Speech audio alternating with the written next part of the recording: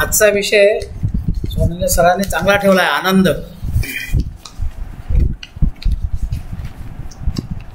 जीवनामध्ये प्रत्येक जण, प्रत्येक व्यक्ती आपला आनंद शोधत असतो. कोणाला खाण्यात आनंद असतो, खूप काही वेगवेगळ्या प्रकारचे पदार्थ करून खाणे किंवा जिथे मिळतील तिथे खाणे, तो एक आनंद.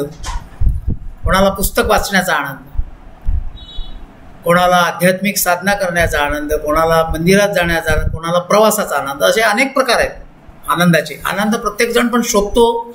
जो कोणी कार्य करतो आपल्या समाजात पाहतो आपण, तो आपला आनंद शोधतो. आणि काही लोक काहीच करत नाही, म्हणजे शांत राहतात खूप. म्हणजे ते त्याही स्थितीत ते स्वतः आनंदी असतात. त्यांना शांत राहण्यात आनंद वाटतो. हाही एक आहे. म्हणून सगळ्यात महत्त्वाचं म्हणजे जीवनात सकाळपासून सायंकाळपर्यंत अनेक घटना घडतात आपल्या समाजात, आपल्या डे टू डे लाईफमध्ये. काही गोष्टी प्रिय असतात, काही अप्रिय घडतात. किंवा काही लोक जाणून बुजून आपलं मन हर्ट करतात, मनाला दुःखी करतात आपल्याला, काहीतरी बोलून, काहीतरी वागून. पण आनंदी होणे न होणे हे आपल्या सर्वस्वी कंट्रोलमध्ये असते. म्हणजे एखाद्याने आपलं मन जरी हर्ट केलं तरी आपण दुःखी व्हावं का? सर्वसामान्य माणूस दुःखी होतो, हर्ट होतो, तो दुःखी होतो, त्याचा राग येतो, त्याला पुढे तो त्याचा बदला घेण्याचाही प्रयत्न करतो. पण आध्यात्मिक साधनेमध्ये असं आहे, म्हटलेलं आहे की तुमचा आनंद कुठल्याच जीवनातल्या कुठल्याच परिस्थितीने ढवळू न देता तुम्ही सतत आनंदी असलं पाहिजे. तुमचा आनंद तुमच्या घरातला जिवलग कोणी पती असेल, मुलगा असेल, मुलगी असेल, सासरे असतील, जे कोणी कुटुंबात राहतात, त्यांच्यामुळे आनंद घालवणे हे चुकीचं आहे. कारण प्रत्येकाची बुद्धी वेगळी, प्रत्येकजण वेगवेगळ्या पद्धतीने वागतो, वेगवेगळ्या पद्धतीने त्याच्या इंटेलेक्च्युअली त्याची जी बुद्धी आहे समाजातल्या त्याप्रमाणे तो वागतो. मग आपण आपला आनंद का घालवावा? आपण समाधानी असलं पाहिजे. आनंद आणि समाधान हे कायम असलं पाहिजे, तर आपण आपल्याला बाकीचे जे निरोगी आयुष्य जगता येईल. कुठल्याही प्रसंगात आनंद शोधायचा, छोट्या छोट्या गोष्टीमध्ये. जे लहान मुलं, आपल्याला वाटतं लहान मुलं खेळतात, काय त्याला त्याच्यात आनंद वाटते, आपणही खेळलेलं, खूप मोठी गोष्ट वाटते त्यांना, लहान मुलांना. तसं आपल्या जीवनामध्ये काही काही घटना घडतात, एकमेकाला भेटण्यात आनंद असतो. तर आनंद ही काय आहे मग शेवटी? की मानसिक किंवा भावनिक स्थिती आहे आपली. यामध्ये सकारात्मक समाधानी भावना दर्शवली जाते. आनंदामध्ये आनंद असले तुम्ही तर तुम्ही सकारात्मक तर असताच, निगेटिव्ह नसता, पण समाधानाची भावना स्थिती असते. आणि आनंद हा सर्वांची मानसिक आणि भावनिक स्थिती चांगली ठेवतो. आनंदामुळे जीवनात शक्ती पण येते आणि उद्देशही निर्माण होतात. मग आपलं जीवन जगताना जे काही उद्देश असतात ते आपण जगू शकतो. आनंदी असलं, दुःखी असलं तर काहीच नाही करावं वाटत. आणि मुख्यतः आनंद ही बौद्ध धर्मातील त्यांचे जे शिकवण आहे, टीचिंग्ज आहे, त्याच्यामधली मध्यवर्ती थीम आहे आनंद. दुःखापासून परममुक्तीसाठी हा नोबल आठपट मार्ग आपल्याला शाश्वत शांततेच्या निर्वाणाकडे नेतो. म्हणजे हे बुद्ध धर्मातलं आहे. सर्व प्रकारच्या लालसेवर मात करून अंतिम आनंद प्राप्त होतो. खूप लालसा असते आपल्याला, ते मिळत नाही, मग दुःखी होतो आपण. आनंद हे मानवी जीवनाचे ध्येय आहे. ध्येयच आहे आपलं आनंदी असणे, सकारात्मक असणे, समाधानी असणे. याच्यासाठी आपण प्रयत्नपूर्वक करतो. पण काही आनंद क्षणिक असतो, काही शाश्वत असतो. आणि सर्वच मानव आनंदासाठी प्रयत्न करतात. मग आनंद आपल्या जीवनात महत्त्वाचा आहे काय, हा प्रश्न उत्पन्न होतो. तर आपल्याला तो आवश्यक आहे, कारण आपल्याला सकारात्मक भावना असणं चांगलं वाटते.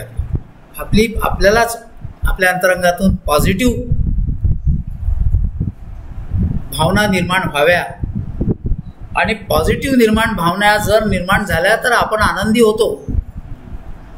पण निगेटिव्ह भावना निर्माण झाल्या तर आपण आनंदी नाही होत, दुःखी होतो. आणि मग ते दुःख नाहीसं करायसाठी दुसरं काहीतरी आनंद शोधतो.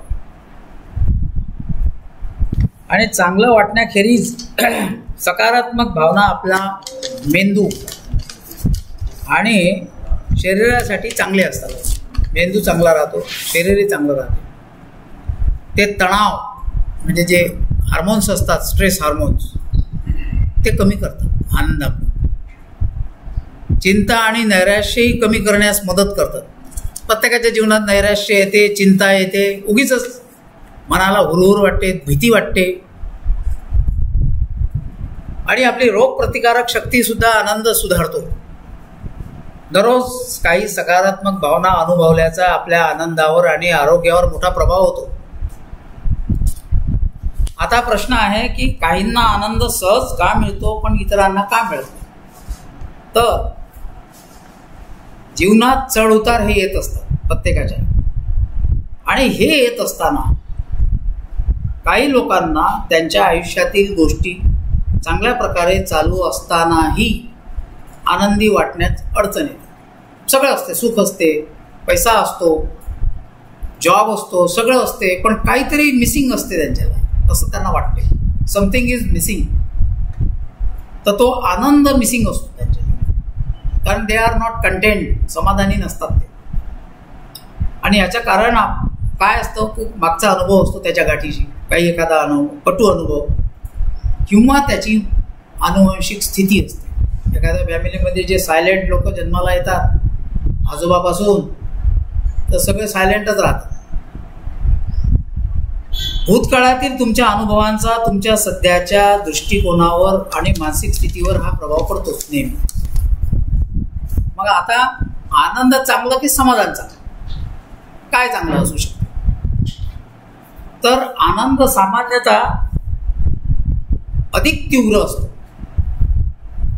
आनंद ही जी फिलिंग आहे ही तीव्र असते, पण ती क्षणभंगूर भावनांद्वारे दर्शविल्या जाते. आनंद एकदम आनंदी होतो, पण ती टिकत नाही जास्त काळ, क्षणिक. तर समाधान ही दीर्घकाळ टिकणारी शांतता आणि समाधानाची स्थिर भावना आहे. म्हणजे समाधान असते आणि आनंदी असणे याच्यात फरक हाच आहे की समाधान दीर्घकाळ टिकते, पण आनंद एखादा उत्कट भावना येते, एकदम निर्माण होते आणि लगेच ती वर जाऊन खाली पण येते. एका क्षणाचा आनंद मिळतो. एखादा आपल्याला काहीतरी वस्तूची आवड असते, खूप दुकानं शोधतात, एखाद्या दुकानात मिळते, ती वस्तू मिळाल्याबरोबर आनंद होतो, पण तो नंतर घरी येईपर्यंत नाहीसा होतो. पण समाधान असणे हे महत्वाचं आहे. ज्या व्यक्तींना त्यांच्या कामात समाधान, कामात जे कोणतंही काम असतं आणि त्याच्यामध्ये अर्थ मिळतो, त्यांना त्यांच्या पगाराची पर्वा न करता त्यांच्या आनंदाची पातळी सामान्यतः उच्च असते. म्हणून तुम्ही जीवनातील चांगुलपणा, चांगल्या गोष्टीबद्दल कृतज्ञता व्यक्त केली तर तुम्ही आनंद आणि समाधानी स्थिती राखू शकता. की बुवा आपण नेहमी जीवनात आपल्यापेक्षा गरीब, त्रासलेले, गांजलेल्या लोकांची तुलना केली पाहिजे की आपण त्यांच्यापेक्षा चांगलं आहोत. पण आपल्यापेक्षा खूप धनाढ्य एखादा श्रीमंत आहे आणि तो एन्जॉय करतो, ही चुकीची कल्पना असते. तर म्हणून आपण आनंदी असणे, समाधानी असणे हे आपणच आपल्या हाती आहे ते. आणि आनंदी राहण्यासाठी वर्तमान क्षणात जगणे महत्त्वाचं आहे. कारण की भूतकाळ आपल्या हाती नाही आहे, तो होऊन गेलेला आहे. गेलं, सगळ्या गोष्टी चांगल्या वाईट निघून गेल्या. आणि मी असं करेल तसं करेल भविष्यकाळी आपल्या हाती नाही आहे, होते की नाही निश्चिंत काहीच नाही. म्हणून प्रेझेंट टेन्समध्ये जगणे आणि भूतकाळातही जगू नका, आणि भविष्यकाळातही जगू नका. फक्त भूतकाळातले अनुभव काही गाठीशी महत्त्वाचे असतात. म्हणून त्या अनुभवांच्या द्वारे पुढे जीवन चालवणं महत्त्वाचं असतं. तर अशा प्रकारे आपला आनंद आपणच टिकू शकतो, कोणावरही अवलंबून नाही. आणि ते मनावर आहे. लहान मुलांना खूप रागवा नाही, त्यांना जे करायचं ते करतातच. त्यांना जो आनंद घ्यायचा तो घेतातच. ते थोडे ऐकणार नाहीत, आपल्याला त्याला ऐकायला येत नाही का, परंतु ते आनंद घेऊन मोकळं होऊन जातात. म्हणून ते एक पोस्टर होतं आपल्या इथे एका लहान मुलाचं, ते तिकडे आहे, रिगेन युअर चाइल्डहुड. म्हणजे आपलं बालपण पुन्हा